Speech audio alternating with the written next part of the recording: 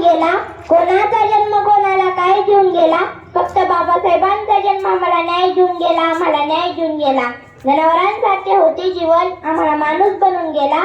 जनावरांसारखे होते जीवन, आम्हाला माणूस बनून गेला. आम्ही होतो गुलाम, आम्हाला बादशाह बनून गेला, आम्हाला बादशाह बनून गेला. सन्माननीय व्यासपीठावरील मान्यवर व येथे उपस्थित सर्व भीमसैनिकांना माझा जय भीम. मानवी हक्काचे कैवारी, अर्थतज्ञ, कायदे पंडित, लेखक, समाजसुधारक, स्वतंत्र भारताचे पहिले कायदेमंत्री, अस्पृश्यता मिटवण्यासाठी आपला जीव विसरणारे एक अमूल्यरत्न, यांना की महामानव संबोधले जाते असे डॉक्टर बाबासाहेब आंबेडकर यांना वंदन करून मी श्रवण सलीम मस्के इयत्ता 4 माझ्या भाषणास सुरुवात करीत आहे. डॉक्टर बाबासाहेब आंबेडकर यांचा जन्म 14 एप्रिल 1891 साली मध्य प्रदेशातील महू या गावी झाला. आज आपण त्यांची 133वी जयंती साजरी करीत आहोत. खरे तर आपण खूप भाग्यवान आहोत की एवढे असामान्य कार्य करणारे डॉक्टर बाबासाहेब आंबेडकर आपल्या देशात जन्माला आले. युगायुगांचा आज काळोख संपला होता, युगायुगांचा आज काळोख संपला होता. मानवतेचा महानायक प्रज्ञा सूर्य जन्मला होता, प्रज्ञा सूर्य जन्मला होता.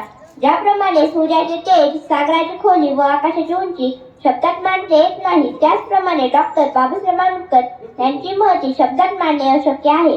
शिक्षणापासून, विकासापासून लांब असलेल्या अशा समाजात त्यांचा जन्म झाला. 2017 साली महाराष्ट्र शासनाने एक परिपत्रक काढले. त्या परिपत्रात लिहिले होते की 7 नोव्हेंबर हा दिवस विद्यार्थी दिन म्हणून सर्व शाळा व कॉलेजमध्ये साजरा केला जावा. पण 7 नोव्हेंबरच का? कारण 7 नोव्हेंबर 1900 साली लहानग्या भीमरावांचा शाळेत प्रवेश झाला व तो दिवस शैक्षणिक युगांतराची व क्रांतीची दिशा ठरली. 7 नोव्हेंबर 1900 साली लहानग्या भीमरावांचा शाळेत प्रवेश झाला तर खरे, पण त्या दिवशी व त्यापुढे त्यांना काही काही सहन करायचे होते याची त्या लहानक्या जीवाला जाणीव सुद्धा नव्हती. जेव्हा ते शाळेत गेले तेव्हा बाकीची मुले जेथे चपला सोडतात म्हणजेच वर्गाच्या बाहेर त्यांना बसावे लागले. म्हणूनच बोलतात ना, कोई चिल्ला कर चला गया, कोई चीख कर चला गया, कोई चिल्ला कर चला गया, कोई चीख कर चला गया. स्कूल के बाहर बैठने वाला बच्चा हिंदुस्तान की तकदीर लिखकर चला गया, हिंदुस्तान की तकदीर लिखकर चला गया. बाकीच्या मुलांना पाणी व्यवस्थितरित्या मिळत, पण लहानक्या भीमरावांना पाणी सुद्धा दिले जात नव्हते. जेव्हा शिपाईची सुट्टी असेल तेव्हा त्यांना तसे तहान सोसत राहावे लागत असे. म्हणून त्यांनी आपल्या आत्मचरित्रात एक वाक्य लिहिले आहे की नो फ्यूम नो वॉटर, म्हणजे ज्या दिवशी शिपाई नसेल त्या दिवशी मला पाणी मिळणार नाही. तरी ते माघारी हटले नाहीत. एवढे प्रसंग घडले नाहीत तर अनेक वाईट प्रसंगांना त्यांना सामोरे जावे लागले. वर्गात जेव्हा शिक्षक प्रश्न विचारत तेव्हा त्या प्रश्नाचे उत्तर कोणालाच येत नसे. फक्त लहानग्या भीमरावांचाच हात वर असे, त्यांनाच उत्तर येत असे. असे अनेक वेळा घडत तरी सुद्धा शिक्षक त्यांना प्रश्न विचारत नसत. शेवटी लहानग्या भीमरावांनीच एकदा शिक्षकांना विचारले की गुरुजी, मला येते ना उत्तर, का नाही विचारत तुम्ही, मला सांगू द्या ना उत्तर. यावर त्या शिक्षकांचे उत्तर होते की तुला या वर्गाच्या बाहेर बसायला मिळते हे तुझं समज, नाही तर तुला शिक्षणाचा काहीच अधिकार नाही. हे सर्व ऐकल्यानंतर ते लहानगे भीमराव आपल्या वडिलांकडे गेले व त्यांना हे सर्व सांगितले. यावर त्यांच्या वडिलांनी त्यांना समजावून सांगितले की भिवा, हेच सगळं बदलण्यासाठी तुला शिकायचं आहे, शिकून खूप मोठं व्हायचं आहे व हा अन्याय दूर करायचा आहे. व हे लहानगे भीमराव महामानवापर्यंत कसे पोहोचले याला इतिहास साक्षी आहे. हा सगळा संघर्ष करत ते फॉरेनला सुद्धा गेले. अमेरिकेतील कोलंबिया या विद्यापीठातून त्यांनी PhD घेतली व ह्या विद्यापीठाने जेव्हा 2004 साली त्यांच्या विद्यापीठातून शिकून गेलेल्या हुशार मुलांची यादी काढली तेव्हा 1 नंबरला नाव होते ते डॉक्टर भीमराव रामजी आंबेडकर यांचे. त्या विद्यापीठाने त्यांच्या प्रवेशद्वारासोबत डॉक्टर बाबासाहेब आंबेडकर यांचा पुतळा उभारला व त्या पुतळ्याखाली लिहिले की सिम्बॉल ऑफ नॉलेज, म्हणजेच ज्ञानाचे प्रतीक. डॉक्टर बाबासाहेब आंबेडकर हे 21 तास अभ्यास करत.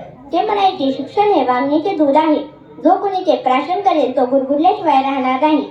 जर तुमच्याकडे 2 नाणे असतील तर एका नाण्याचे पुस्तक घ्या व दुसऱ्या नाण्याची भाकरी घ्या, कारण भाकरी तुम्हाला जगण्यास आधार देईल व पुस्तक तुम्हाला कसे जगावे हे शिकवेल. तुमच्या पायात चप्पल नसले तरी चालेल, पण हातात पुस्तक हवे. त्यांनी पुस्तकांसाठी एक घर बांधले होते, त्याचे नाव त्यांनी राजगृह ठेवले होते. शिका, संघटित व्हा आणि संघर्ष करा, असे अनेक प्रेरणादायी विचार त्यांचे होते. ते 9 भाषेचे जाणकार होते. 32 डिग्र्या त्यांच्याकडे होत्या. म्हणूनच मला असे वाटते की वेगळे काही करून गेले ते बाबासाहेब होते, वेगळे काही करून गेले ते बाबासाहेब होते, माणसांसाठी लढून गेले ते बाबासाहेब होते, माणसांसाठी लढून गेले ते बाबासाहेब होते. आम्ही फक्त पुस्तकातूनच वाचला आहे इतिहास. खरा संघर्षाचा इतिहास लिहून गेले ते बाबासाहेब होते, खरा संघर्षाचा इतिहास लिहून गेले ते बाबासाहेब होते. बाबासाहेबांनी हिंदू कोड बिल तयार केले, स्त्रियांच्या शिक्षणासाठी कार्य केले, अनेक सत्याग्रह केले, जातीभेद नाहीसा केला, अस्पृश्यता नष्ट केली व जगातील सर्वात मोठ्या भारतीय संविधानाची निर्मिती केली. म्हणूनच त्यांना भारतीय राज्यघटनेचे शिल्पकार म्हणतात, भारतीय राज्यघटनेचे शिल्पकार म्हणतात. व शेवटी जाता एवढेच म्हणायचे वाटते की किती गावी भिवा तुझी कीर्ती अपार आहे, किती गावी भिवा तुझी कीर्ती अपार आहे. दीनदलितांचा तू एकच आधार आहे, दीनदलितांचा तू एकच आधार आहे. प्रतिमेपुढे झुकले आलमाना हजार आहेत, प्रतिमेपुढे झुकले आलमाना हजार आहेत. तुझ्या प्रत्येक कार्यापुढे माझं मुद्रा उभार आहे, माझं मुद्रा उभार आहे, माझं मुद्रा उभार आहे. जय भीम, जय भारत. धन्यवाद.